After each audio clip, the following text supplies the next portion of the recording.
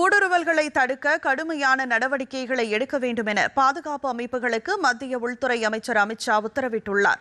புதுதில்லியில் 2 நாட்கள் நடைபெறும் 9வது தேசிய பாதுகாப்பு உத்திகள் மாநாடு 2026 தொடங்கி வைத்து பேசிய அவர், சட்டவிரோத நடவடிக்கைகள் தடுப்பு சட்டம் தொடர்பான வழக்குகளை விசாரிக்கும் போது விரிவான மற்றும் ஒருங்கிணைந்த அணுகுமுறையை கையாளுதலின் முக்கியத்துவத்தை அவர் வலியுறுத்தினார்.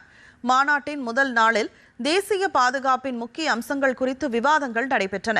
இதில் பயங்கரவாத எதிர்ப்பு சவால்களை எதிர்கொள்ளுதல், உளவு தகவல்களை ஒருங்கிணைத்தல், பகுப்பாய்வு செய்தல் மற்றும் செயல்பாட்டுக்கு கொண்டு வருதல், போதைப்பொருள் கட்டுப்பாட்டுக்கான தொலைநோக்கு ஆவணம், சட்டவிரோத குடியேறிகளை கண்டறிந்து வெளியேற்றுதல், இணைய குற்றங்களை எதிர்கொள்வதற்கான கொள்கை கட்டமைப்பு மற்றும் பாகிஸ்தானின் மறைமுக போர் ஆகியவை அடங்கும்.